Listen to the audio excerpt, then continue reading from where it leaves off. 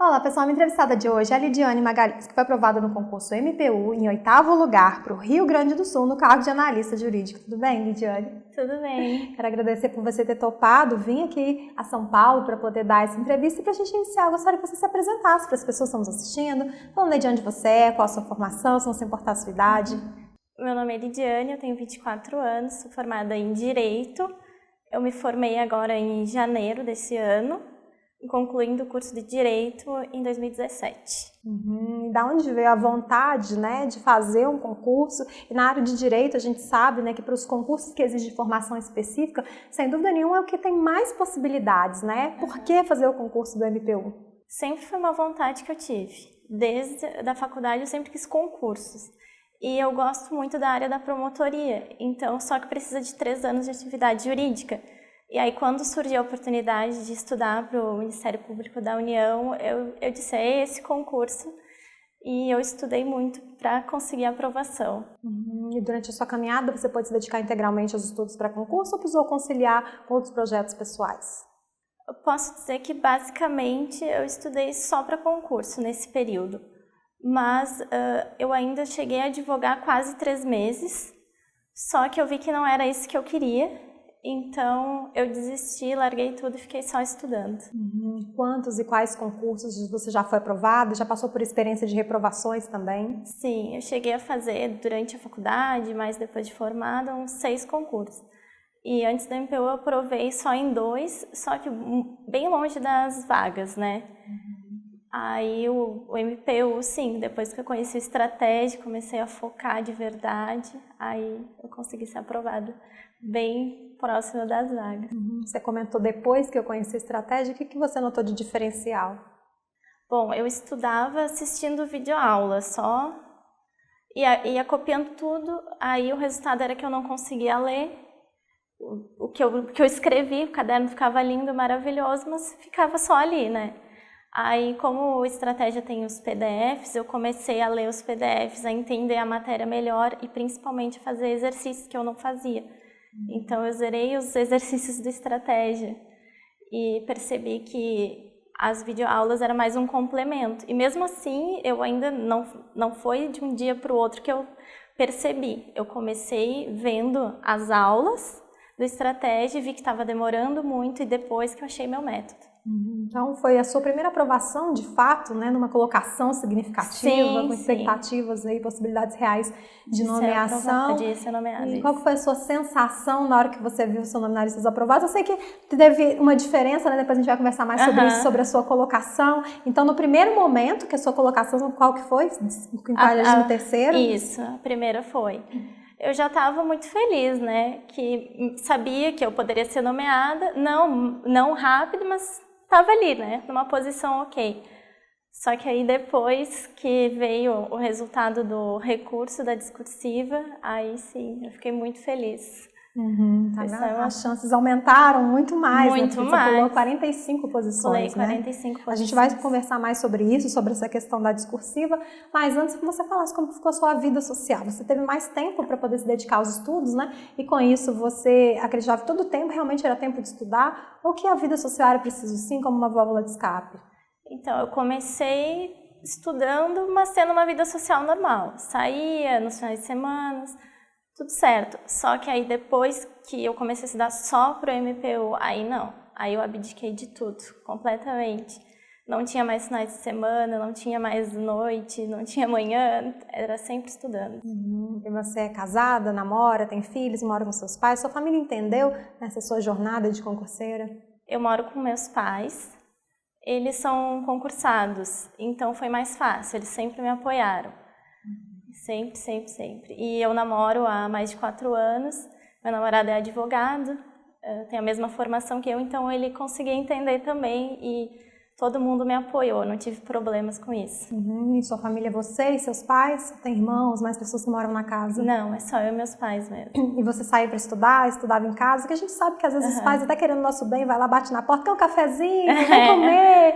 Você conseguia estudar em casa ou precisava sair para estudar? Não, mas eu conseguia. A minha mãe que fica em casa porque ela é aposentada. Meu pai ia trabalhar, então ficava mais tranquilo, ficava só nós duas em casa.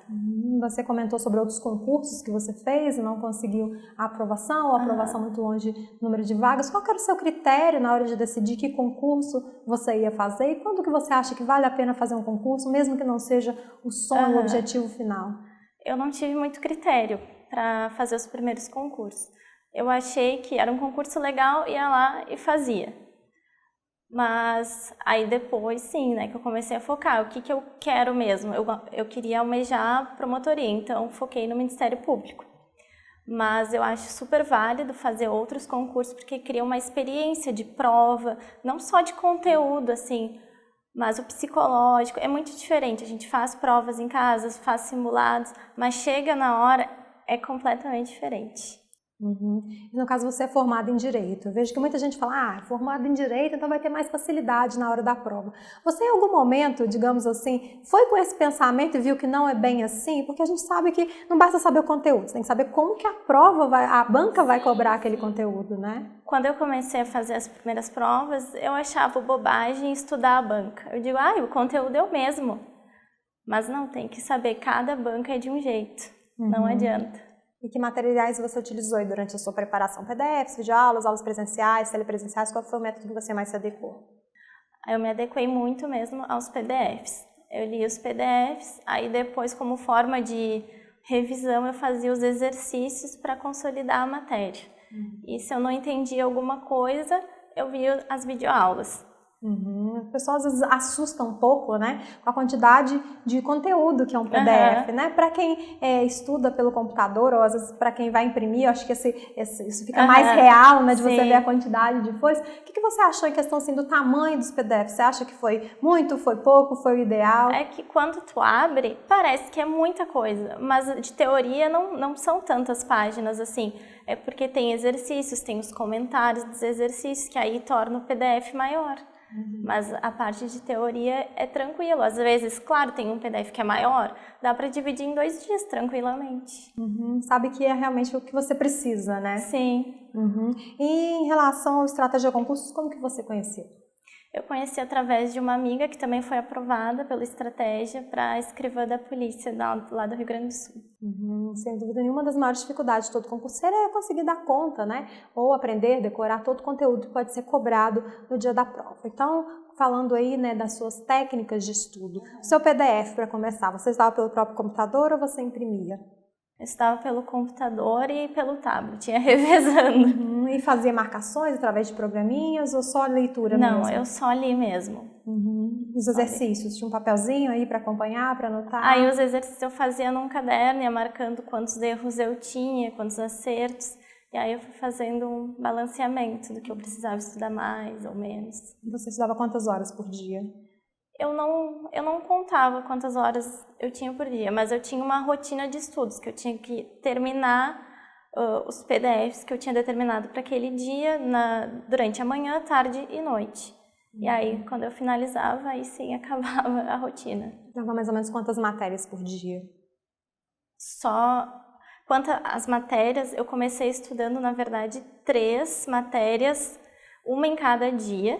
Aí depois eu vi que o edital estava quase por sair, comecei a estudar só uma matéria, finalizando todas aquelas aulas do PDF, porque achei que não ia dar tempo, mas no fim deu tempo. Então você estava uma matéria até se esgotar e depois passava para outra disciplina. Isso. E como você fazia para não esquecer, né? Já chegou lá na 3ª, 4ª disciplina, poder manter aquilo que você aprendeu da primeira? Como é que era essa questão das revisões? Então, era exercícios mesmo. Era exercício. E como eu comprei junto com o material completo para o MPU, o passo estratégico, naquela última semana eu só fiz exercícios, os simulados do passo, que fez eu consolidar mais mesmo. E para quem não conhece, né, de que forma você acredita que o que foi o passo estratégico, o que você acredita que fez de diferença nos seus estudos? Os exercícios. Porque tu vai um pouco mais segura. Dizer que eu fui completamente segura é mentira, né? Eu acho que todo mundo tem uma certa segurança a fazer a prova. Mas quando eu olhei a prova, eu disse, eu já vi isso aqui.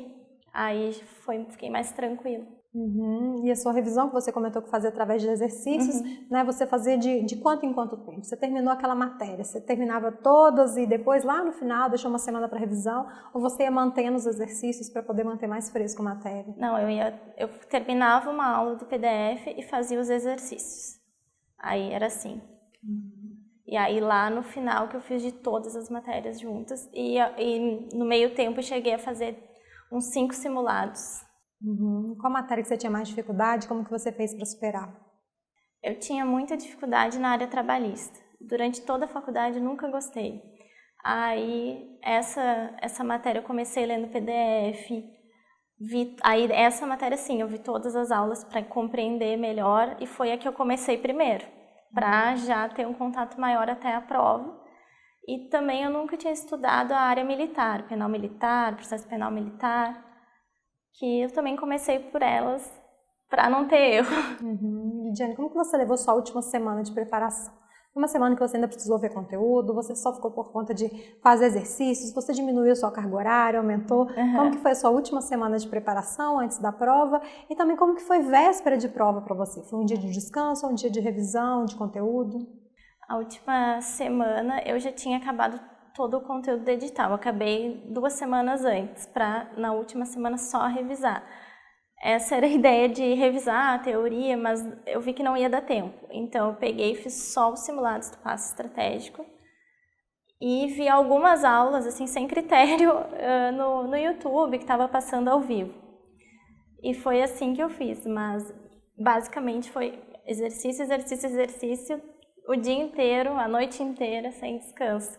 E na véspera da prova, como eu moro no interior do Rio Grande do Sul, eu tinha que viajar até a capital. Então eu passei no ônibus estudando o que eu tinha ali. Eu não tinha resumo, mas eu tinha alguns apontamentos de, como eu digo, decoreba, prazos, essas coisas que a gente esquece mais rápido, né? Então eu ia lendo no ônibus, aí cheguei no hotel e li. Eu estava com a lei impressa, que era da redação da legislação do Ministério Público, e foi o que eu reli antes, mas não tive descanso, não. E no caso da prova, você foi com alguma estratégia? A gente sabe que o CESP, né, tem essa questão de uma errada, anular uma certa, então quantas eu vou deixar em branco, se eu vou chutar as que eu tiver dúvida. Qual foi a sua estratégia de prova? Eu fiz vários simulados para ver se eu conseguia ter a minha estratégia na hora da prova, né? Mas eu não consegui definir isso, só na hora mesmo. Aí eu comecei a ver que eu estava conseguindo fazer as questões. Aí eu fui fazendo, tá, tô bem, acho que tô bem. Então eu acabei não deixando nenhuma em branco e eu pensei em deixar umas 6 ali. Aí eu fiz aquela contagem de 60, 60, né? 60 certo, 60 errado. Aí eu vi que faltavam uns certos, então eu peguei nessas 6 questões e botei os certos e chutei ali na hora na grade mesmo. Quantos pontos você fez? Você lembra? Sim, eu fiz 94 pontos líquidos. E no seu caso, além da prova objetiva, tivemos a prova discursiva, né? E como que você fez na hora da prova, né? Você deixou por último, deu uma olhadinha no tema? A primeira coisa que eu fiz foi olhar o tema da redação. Aí eu olhei e disse, bom, eu consigo escrever sobre isso. Aí passei para as questões objetivas. E eu perdi muito tempo ali fazendo as questões, me perdi no horário. Eu cheguei para fazer a redação, faltava menos de 1 hora. Eu disse, meu Deus, não tinha mais tempo de fazer rascunho, tinha que ser na hora. Fiz a prova toda ali, tremendo, não sabia como é que eu tinha ido, mas eu sabia que as questões ali eu conseguia responder. Aí foi assim, eu não tive uma estratégia, fui decidindo durante a prova como é que eu ia fazer mesmo. E você recorreu ao resultado da discursiva, né? Qual foi o resultado depois de recorrer? Eu estava na posição 53 e aí depois do recurso eu fui para a 8ª posição. Eu pulei 45 posições, ganhei quase 8 pontos com o recurso. Foi através de um serviço aqui do site, né? Sim, foi o professor Paulo Ferreira que fez o recurso. Eu fiquei muito feliz. Quando eu olhei, eu não acreditava. Eu olhei, eu chorei um monte. Foi uma emoção enorme.